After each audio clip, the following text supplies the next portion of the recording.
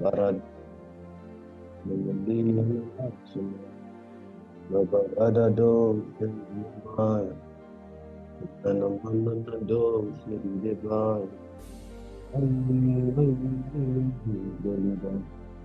Kada Bradalo Shaledia Memeli Nemena Sahida Ay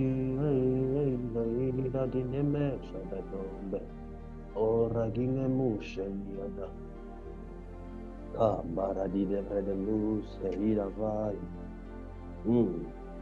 Ebrada Dom Demedi Shadadea I don't know man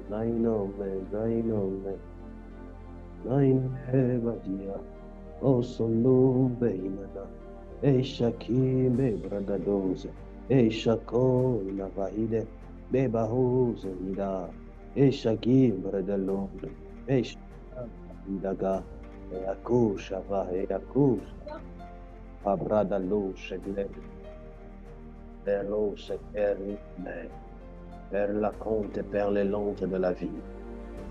Est-ce qu'on peut commencer à prier ce soir? J'aimerais que nous puissions prier. C'est pareil. J'aimerais que nous puissions prier ensemble. J'aimerais que nous puissions prier ensemble. J'aimerais que nous puissions prier ensemble. Aïda Badosh. J'aimerais que nous puissions prier ensemble depuis déjà 3 jours pratiquement. Nous sommes en train de parler sur la vision d'ITS, comprendre la vision d'ITS. Et nous expliquons la vision d'ITS. Et selon que Dieu le fera, nous continuerons encore aujourd'hui et demain. Mais particulièrement, j'aimerais que ce soir, nous puissions prier pour cette vision, à lui de tout ce dont vous avez eu à entendre sur la vision d'ITS, là où Dieu nous emmène par rapport à ITS. Ce soir, j'aimerais que tu sois de l'église ou pas. D'ailleurs, si vous êtes là, c'est que vous êtes de l'église.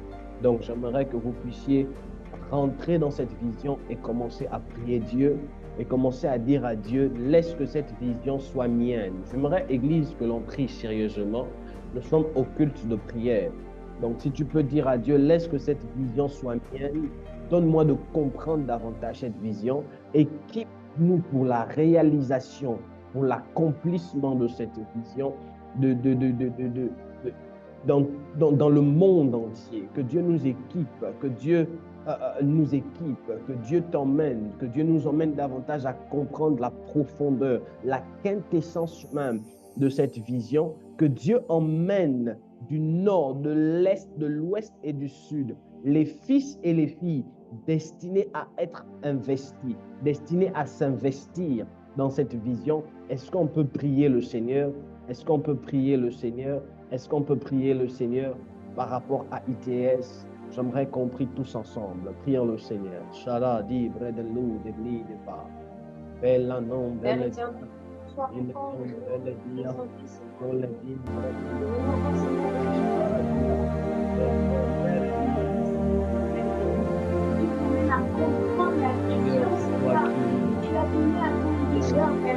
Et tu nous emmènes à saisir tes puissances, Seigneur, et à œuvrer pleinement, Seigneur, afin que cette vision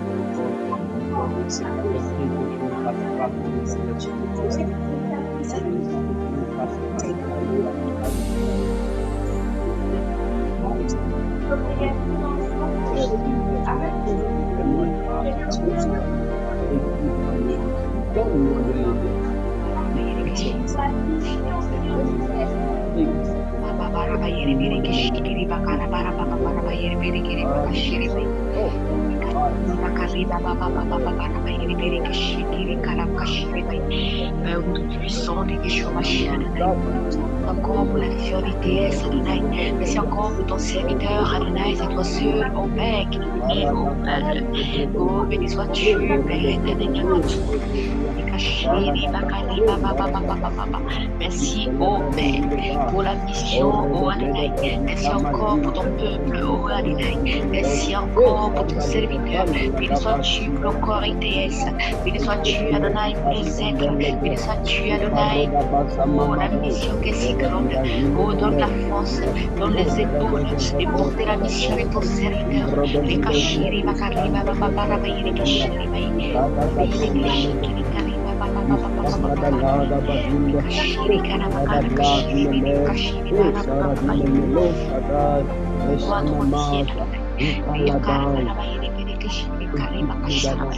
Sois élevé, sois magnifié, sois exalté, Adonai.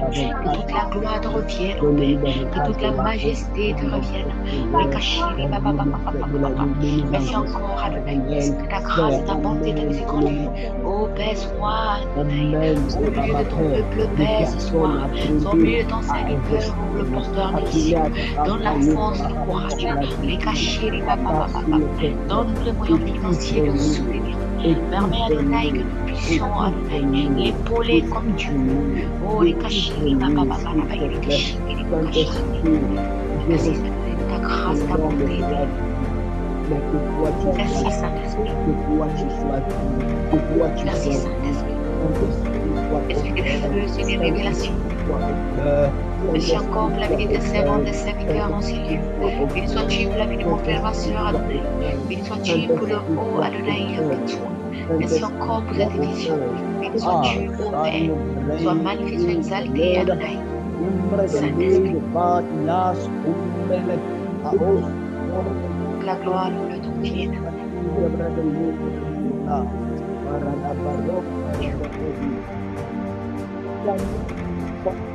Moi, davantage ton serviteur,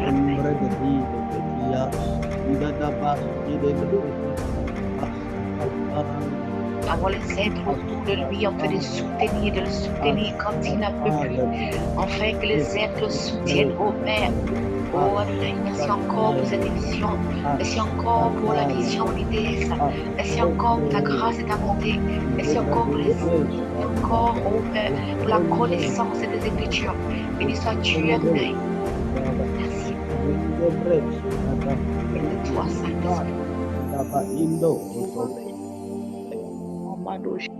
Que ta gloire revienne, Adonai.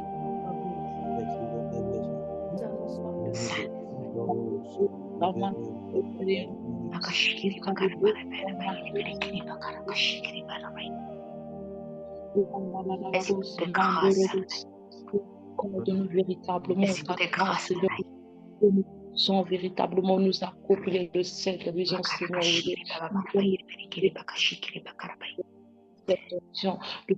de cette vision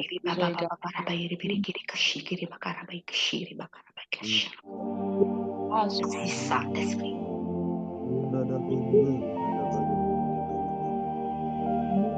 Merci, Saint-Esprit. Dans le nom de Jésus. Monsieur Saint-Esprit, merci pour ITS. Merci parce que de 2020, nous voici en 2024, nous avons quand même fait un petit pas. Et c'est toi qui nous as fortifiés. Et chaque année, tu nous emmènes davantage à comprendre la vision, à réaliser son importance, à réaliser son impact, à réaliser sa profondeur. Mais Elohim, aucun homme ne peut réaliser cette vision en se basant sur ses propres capacités. Aucun. Elle est tellement grande que je ne pense même pas qu'un homme seul pourra commencer et la terminer. C'est l'une des raisons pour lesquelles je prie. Je prie comme un père avec le cœur d'une mère, que tu puisses ouvrir les portes, Elohim, à cette vision dans le monde entier. Je prie, Elohim, que tu emmènes des fils, des filles qui vont s'y mettre davantage de tout leur cœur, Elohim, dans cette vision. Je prie pour les fils et les filles qui sont là. Donne-nous, Elohim, de comprendre davantage la vision en profondeur. Donne-nous de trouver notre place. Donne-nous de nous approprier cette vision. Donne-nous également de nous investir dans cette vision. Dans le nom de Jésus. Je prie, Elohim, que tu pourvoies aux finances. Et également que tu bénisses toutes ces personnes qui s'investissent et vont s'investir financièrement dans cette vision. Une vision comme celle-ci, effectivement, nous avons besoin des finances. Je prie, Elohim, que l'homme disparaisse, mais que toi tu paraisses. Ma prière, Seigneur, que le Saint-Esprit, c'est que toi seul aille et impacte les cœurs. Je refuse une transformation partielle, une transformation d'apparence pour faire plaisir aux leaders. J'aspire à une transformation radicale et profonde. Une transformation que seul le Saint-Esprit peut apporter. Elohim, Amen. sur ma langue, il y ait un baf qui amplifie les paroles, un tonnerre qui laisse que mes paroles retentissent tel un tonnerre, afin de briser les forteresses, afin d'ôter, Elohim, des verrous qui empêchent la compréhension. Et je le dévoreur, le voleur qui voudra venir dévorer ou voler tout ce qui est en train d'être planté au nom de Jésus. Elohim, s'il te plaît, les grandes constructions exigent des grandes profondeurs. Les grandes constructions exigent des profondeurs. C'est l'une des raisons pour lesquelles nous savons que nous sommes non pas un ministère de plus, non pas une église de plus, mais l'église là qui va répondre aux maux de ce monde, l'église qui va apporter la solution aux problèmes de ce monde. À cela, donne-nous la capacité d'être enracinés de manière profonde, de telle en sorte que quand nous monterons, même pas un vent, même pas une tempête, que rien ne puisse nous ébranler. Comme me dit souvent quelqu'un, ne nous laisse pas aller trop vite, ne nous laisse pas aller trop lentement, donne-nous d'aller au temps favorable. Père, par la même occasion, l'ennemi n'aime pas les voyants, l'ennemi n'aime pas les hommes des visions, l'ennemi n'aime pas les prophètes. C'est l'une des raisons pour lesquelles cette église étant une église prophétique pour le monde, cette église étant une église de vision pour le monde, protège-nous, Elohim, de toute confusion, de tout embargo de l'ennemi, de toute manigance satanique, au nom de Jésus.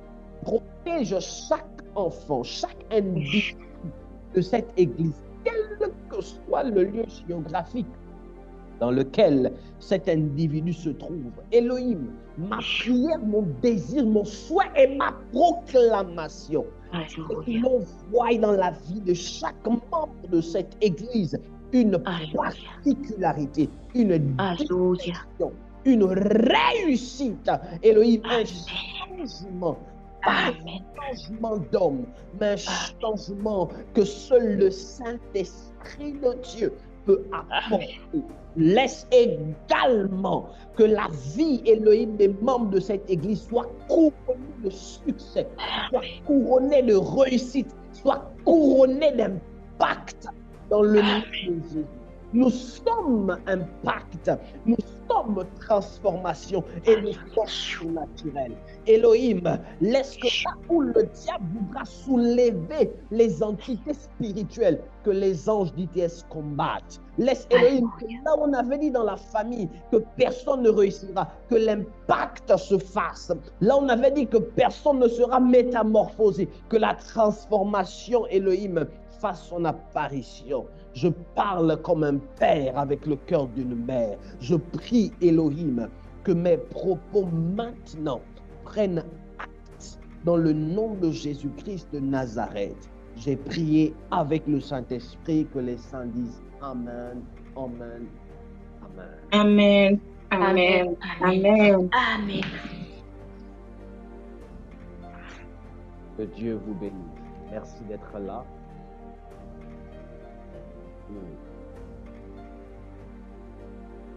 Alors,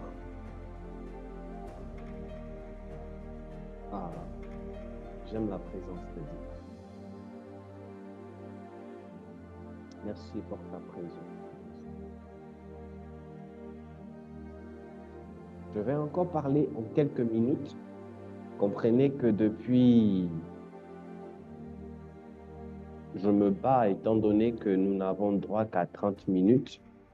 je me bats à rester là-dedans et vous constatez comme moi que c'est difficile. Je déborde parfois même de 20 à 25 minutes.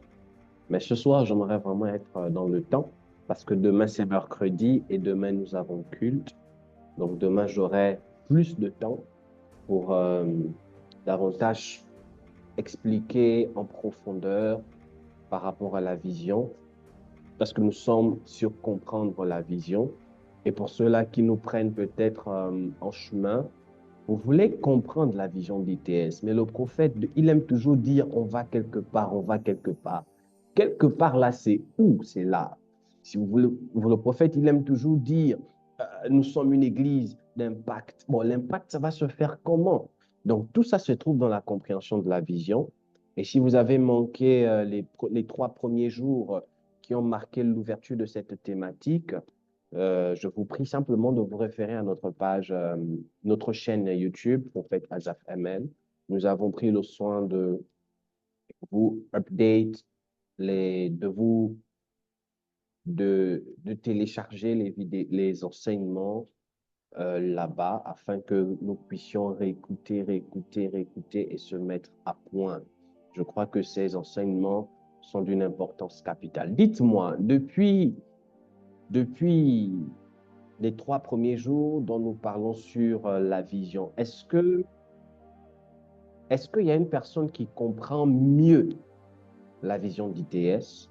Est-ce qu'il y a quelqu'un ici, à l'ouïe de tout ce qui a été dit, tu comprends un peu mieux le prophète, tu comprends mieux certaines choses, est-ce que vous comprenez, est-ce que ça vous a amené à comprendre au mieux là où nous sommes en train de partir? Est-ce que ces 3 premières conférences, ces 3 premiers lieux de culte, ces 3 premières parties vous ont amené à avoir une clairvoyance sur le rôle même d'ITS dans la nation, dans le monde, dans vos vies? Je pose une question.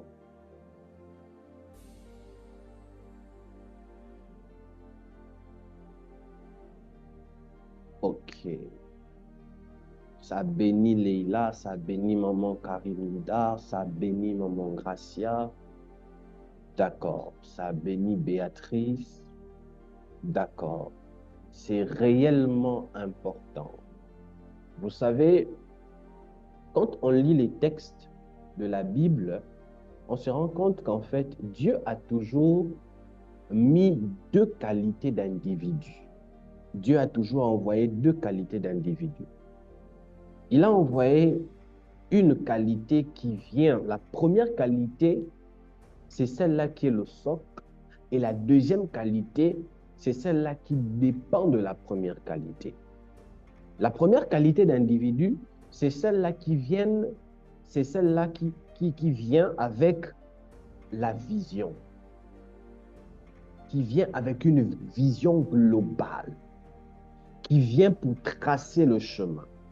La deuxième qualité d'individu, c'est celle-là qui trouve sa vision dans la vision qui a été donnée à la première catégorie. Je vais réitérer. La première catégorie d'individus, c'est celle-là qui reçoit la vision directement de Dieu et qui avance en fonction de la direction de Dieu.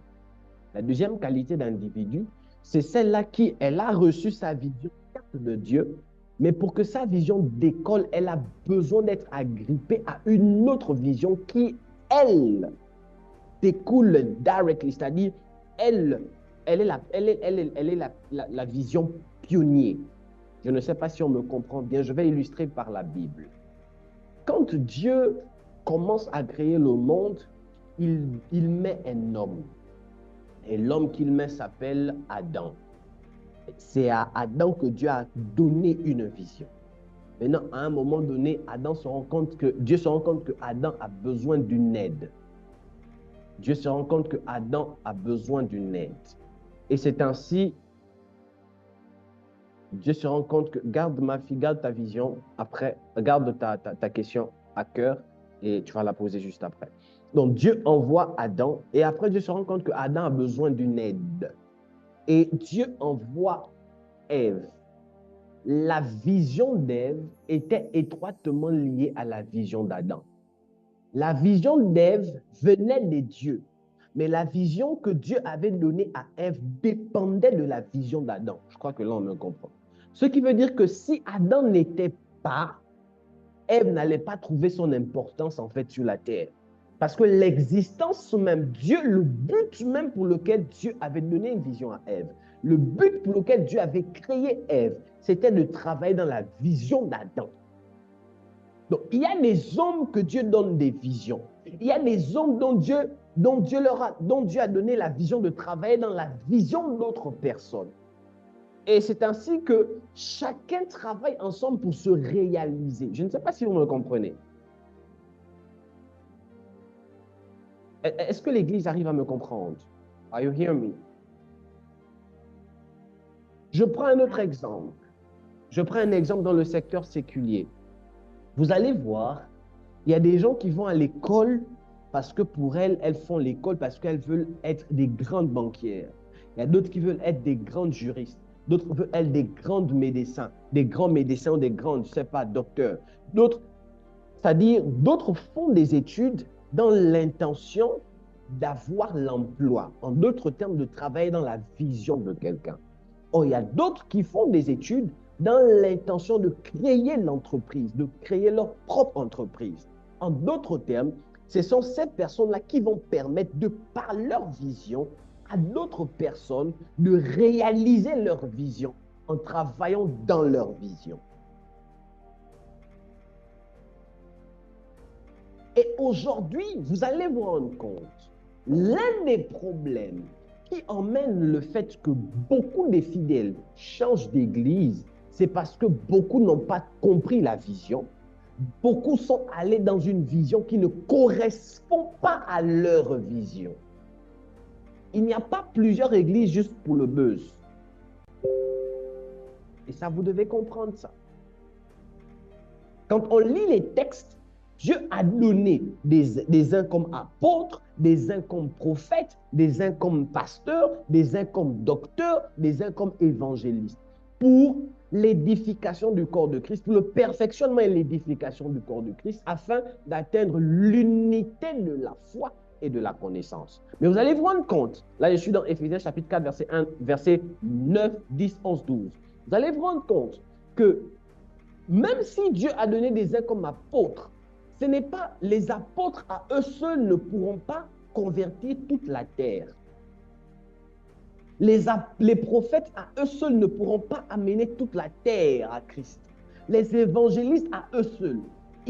Les brebis vont se sentir attirés en fonction de la voix du berger.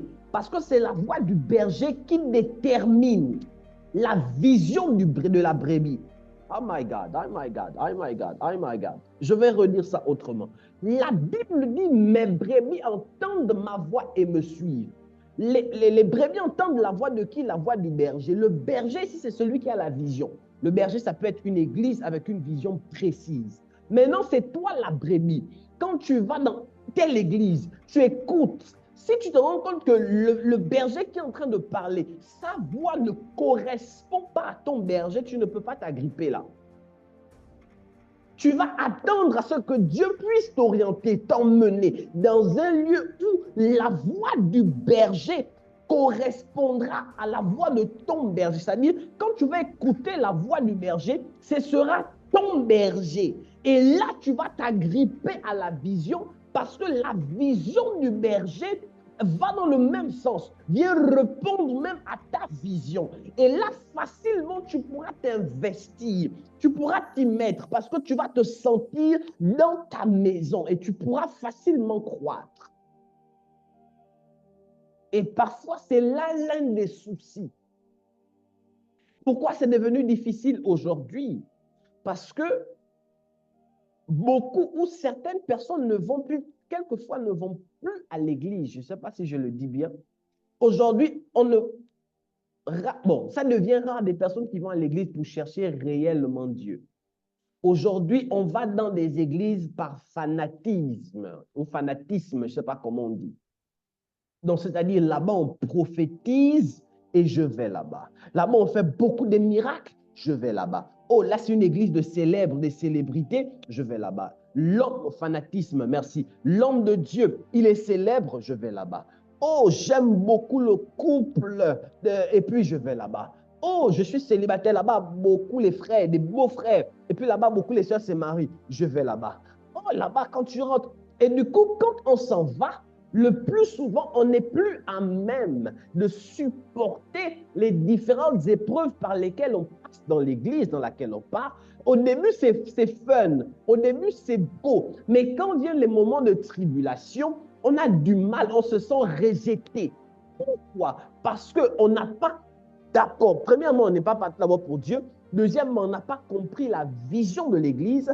Troisièmement, on ne s'est pas demandé est-ce que je suis réellement là où je dois être chez mon berger? Est-ce que l'Église me comprend?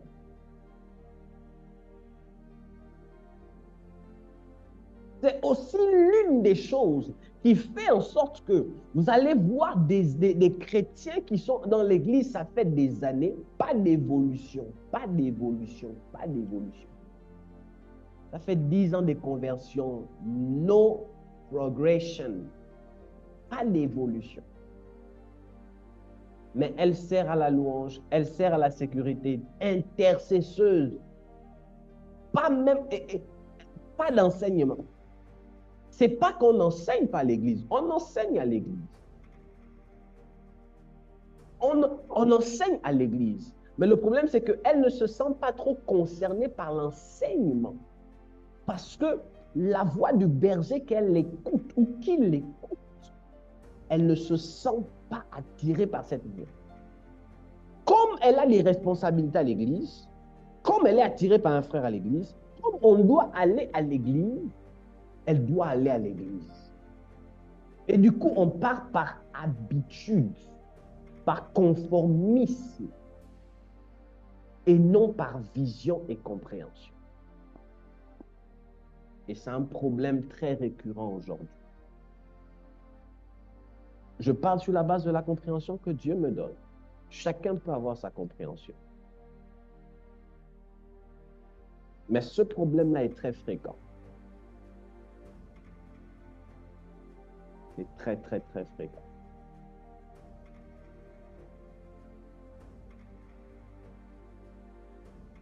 La compréhension de la vision. Vous savez, je reviens encore sur ce que j'ai dit hier parce qu'on est déjà à la fin. Comme j'ai dit, je ne vais pas m'étendre ce soir. Je vais me battre à respecter l'heure et demain, on va continuer. Quand vous êtes dans une église dans laquelle vous devez être, vous ne vous sentez pas, c'est-à-dire, on n'a pas besoin de vous dire, servez Dieu, cherchez qu'est-ce que vous devez faire. Vous-même, quand vous arrivez, vous voyez un manque, vous vous mettez dedans. Quand vous arrivez, on n'a même pas besoin, vous-même, vous cherchez qu'est-ce que je peux faire. Parce que vous vous sentez dans la vision. Vous avez compris la vision. La deuxième chose, c'est que quand vous arrivez dans cette assemblée-là, vous n'avez pas besoin de faire des efforts. Vous vous sentez épanoui. Vous sentez que vous êtes en train de grandir. Vous progressez. On n'a pas besoin de vous supplier pour être là au culte. On n'a pas besoin de vous supplier pour faire ce que vous devez faire, parce que vous savez que vous devez le faire. Parce que vous avez compris. Mais ce soir, je voulais simplement, pendant que je suis en train de chuter, attirer votre attention sur la vision. Dieu, il mandate des personnes qui ont, permettez-moi d'utiliser,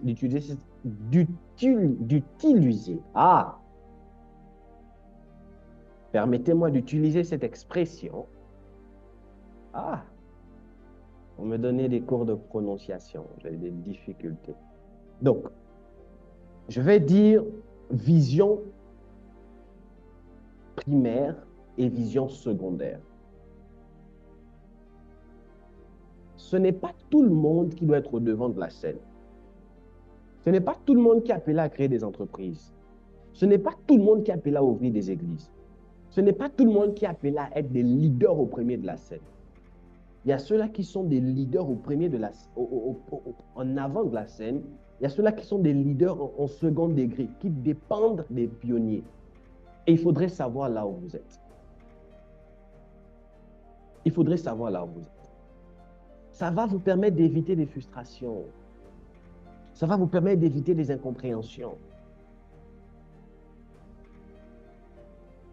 Parce que si vous êtes dans ITS, Dieu a déjà mis un leader dans ITS qui doit être au devant de la scène.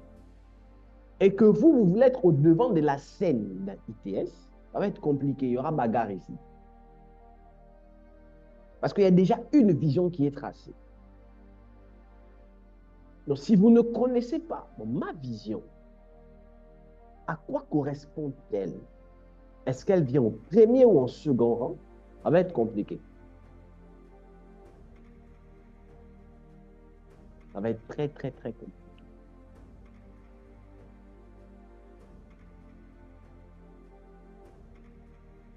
Maintenant, avant de terminer et donner la parole pour la question, et je crois qu'on va s'arrêter ici. Qu'est-ce qui fait en sorte que beaucoup de personnes ont des grosses difficultés? C'est parce que, qu'est-ce qui fait aussi également en sorte que beaucoup de chrétiens parfois disent dans les églises là, on vous manipule, on vous escroque, l'épisode des pères spirituels là, c'est la manipulation. Père spirituel qui va te. C'est parce qu'en fait, ces enfants ou ces personnes-là n'ont pas compris la vision. Je disais à certaines personnes il y a quelques jours, je leur ai dit, Dieu ne peut pas vous donner un père spirituel qui a une vision au nord et vous avez une vision au sud. Ce n'est pas possible. Quand Dieu vous donne un père spirituel, votre vision sera comprise dans la... C'est-à-dire, dans la vision, vous allez vous retrouver dans la vision de votre père spirituel. Vous allez vous retrouver. Toutes les visions, certes, ne se ressemblent pas, mais vous allez vous retrouver.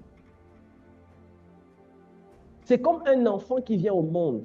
Un enfant qui vient au monde, certes, il a un destin précis, mais le genre d'éducation que lui donne sa maman et son papa contribue à l'emmener à la réalisation de son destin, sans même qu'il ne sache.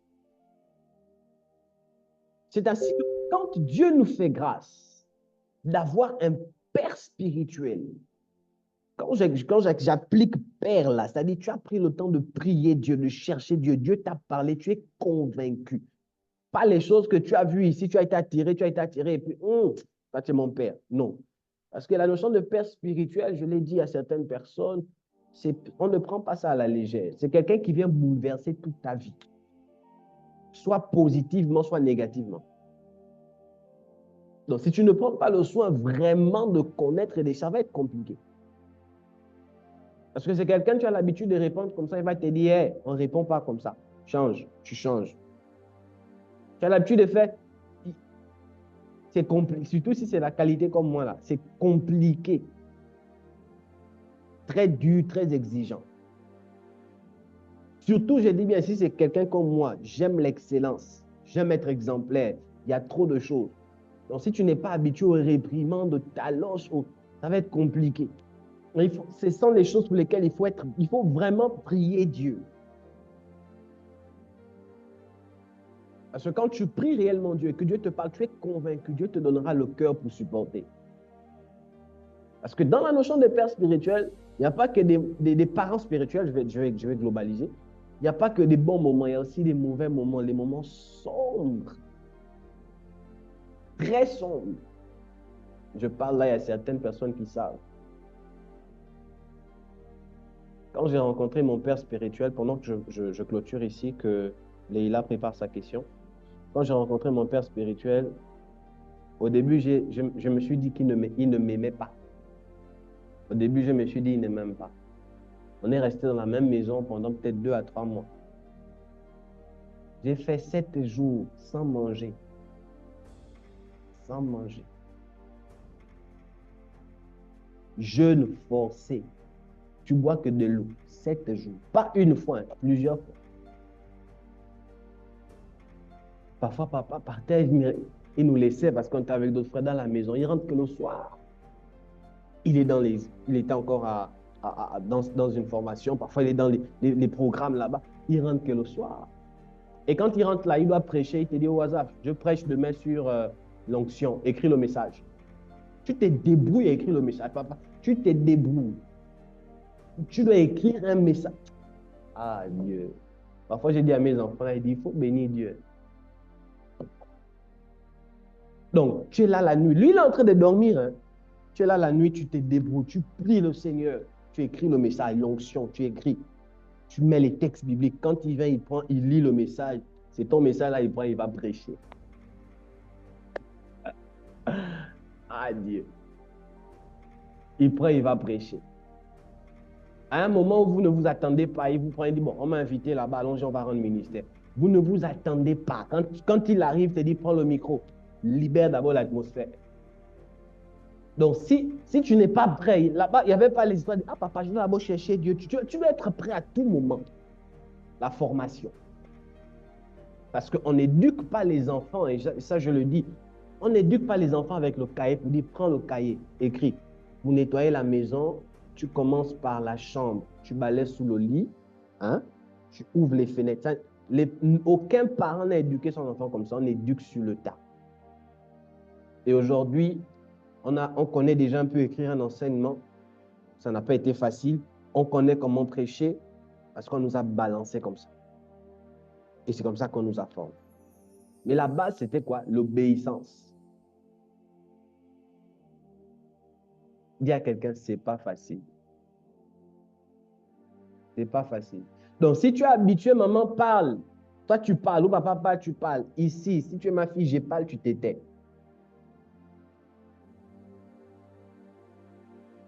Surtout si tu es en face de moi, il ne faut jamais faire ça parce que je suis encore en train de travailler la chair. Donc, si je parle, tu parles. La réaction peut venir comme ça, là, après, on bénit le Seigneur et puis on se sépare. Je vous embête. Mais c'est pour que vous compreniez un peu comment Dieu travaille. C'est vraiment important. Mais ce qui est évident, c'est que aujourd'hui encore, je me suis rendu compte que si nul n'était le Dieu de mon Père, je ne devais pas être là où je suis là. Et je donne un témoignage et je réponds à la question de... J'ai rencontré une demoiselle en 2012. Je donne un témoignage. En 2012, je rencontre une demoiselle. Elle me plaisait beaucoup et tout, et tout, et tout. On a commencé à cheminer ensemble. Je voyais mariage. Tout. Dans ma tête, c'était planifié. En 2014, je présente cette demoiselle à mon père spirituel. Mon père spirituel la regarde, il parle avec elle. Quelques temps plus tard, il revient, il me dit, fils, ça va? Il dit oui. Il dit, c'est pas ta femme. Je dis, papa, ça peut ne pas être ma femme. Parce que ce que j'ai vu et ce que j'avais vu, ma fiancée qui est là, elle connaît certains enfants ici. Ce que j'avais vu, révélation ici, j'ai dit à mon père dans mon cœur, pas dans la bouche. J'ai dit à mon père dans mon cœur, il dit, toi tu es prophète, hein, mais moi aussi je vois. C'est que Dieu m'a montré, tu ne peux pas dire c'est pas ma femme. Oh. Et il y avait des prophètes au Gabon qui avaient confirmé qu'ils ne sont pas les moindres. On a papa, il a un fils qui est apôtre, c'est un voyant terrible. Donc, j'ai regardé, j'ai dit, lui là, il a dit, c'est ma femme. J'ai encore vu d'autres personnes là-bas. Non, papa ne veut pas dire ça. Mon père m'a parlé en temps 2013-2014. Je me suis entêté. En 2018, mon cœur a été déchiré par la même relation. Donc, 2014, 2015, 2016, 2017, 2018. 2018 là, Et c'est des années plus tard que je me suis assis, je me suis dit, si j'avais écouté mon père depuis 2014, mon cœur n'allait pas être en morceaux. Et si ce n'était pas Dieu, avec la merveilleuse fiancée qu'il m'a donnée, aujourd'hui, ça allait être autre chose. Et chaque jour, je bénis Dieu pour Dieu et ma fiancée. Parce que quand j'ai rencontré ma fiancée, mon cœur était en 1000 morceaux. C'était difficile. C'était très difficile. Moi, j'ai connu ce qu'on dit de l'amour à la haine, là, il n'y a qu'un pas. J'ai connu ça. Là, tu connais un peu, bon, est-ce que je ne peux pas me venger? Il y a trop de choses. Mais qu'est-ce qui a mené là? C'est parce que je n'ai pas écouté le Père. Depuis 2014, le temps est passé, c'est en 2018 que je suis venu me frapper. Parce que les pères ont la capacité de voir assis ce que les fils ne pourront même pas voir debout en courant.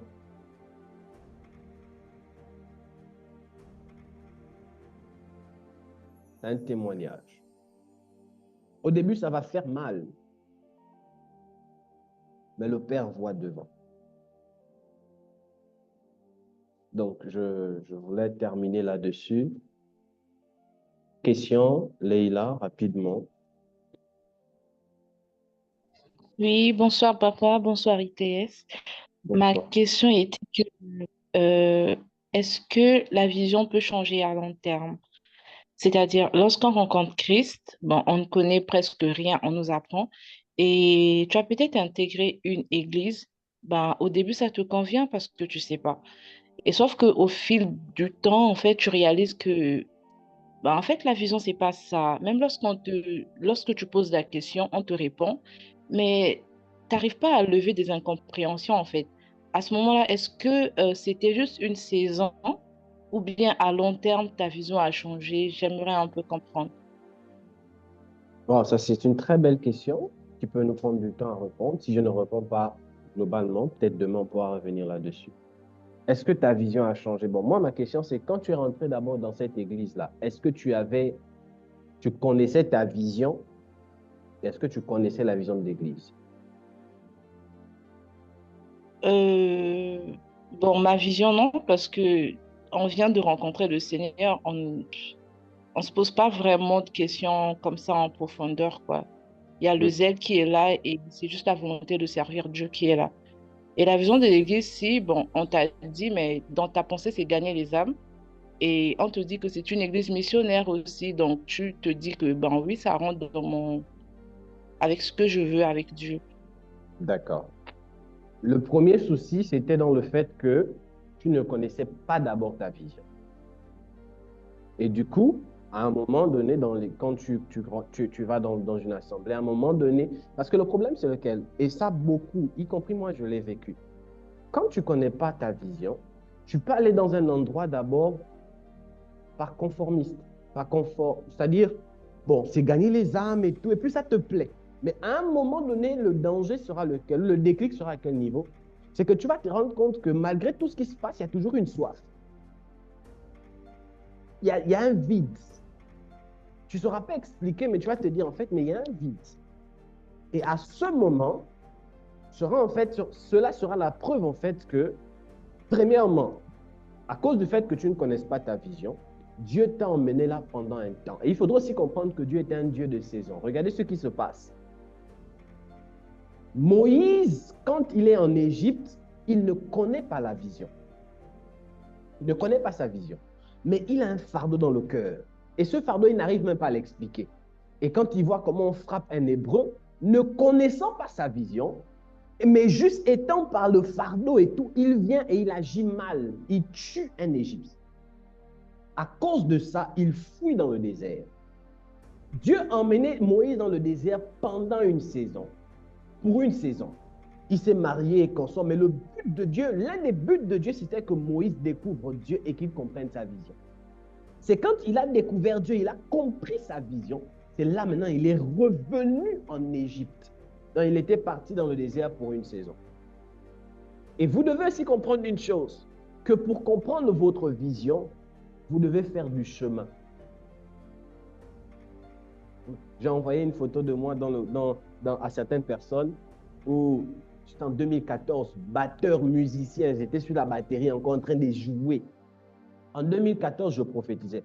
En 2014, j'enseignais. En 2014, je faisais déjà certaines choses. Peut-être pas, mais je faisais ça. Mais j'étais encore musicien. Mais malgré le fait que je faisais tout ça, je ne savais pas encore là où Dieu... Parce que moi, au début, je disais, l'histoire des ministères, là, je ne suis pas dedans, c'est trop le fardeau. Je veux servir Dieu dans l'église de mon père, je viens et tout. Avant mon ministère, je ne veux pas ça. C'est avec le temps, quand la vision s'est éclaircie, la volonté est venue, la provision est venue, la compréhension est venue. La vision ne change pas, mais elle s'éclaircit avec le temps. Elle ne peut pas changer. Elle s'éclaircit avec le temps. Et si on a l'impression que la vision change, ce n'est pas que la vision a changé. C'est juste que c'est nous qui pensions autre chose et maintenant, on est venu à découvrir autre chose. Je veux faire court là et peut-être que demain, par la grâce de Dieu encore, on pourra revenir pour expliquer encore en profondeur. Mais c'est ça. Mais j'insiste sur un fait. Pour comprendre votre vision, il y aura des instants où Dieu va vous faire passer par des chemins. C'est l'une des raisons pour lesquelles n'ayez pas peur de faire des erreurs. Dieu va vous faire passer par des chemins, par des points. Vous allez passer ici, vous allez passer là-bas, vous allez vous cogner, vous allez... Et c'est dans tout ça là que vous allez comprendre au mieux votre vision. Vous allez comprendre.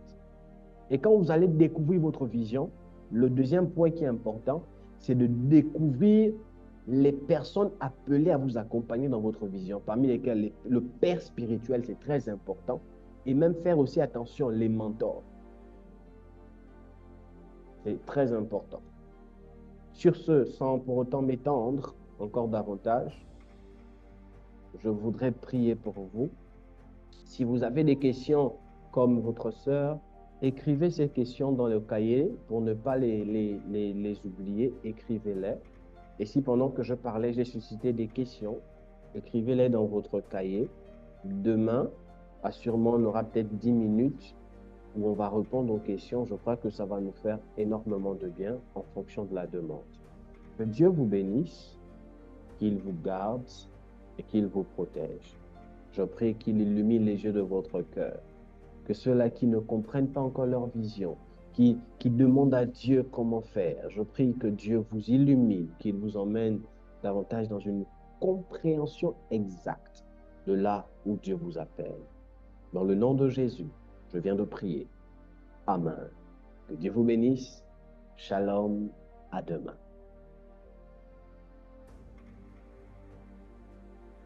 Amen.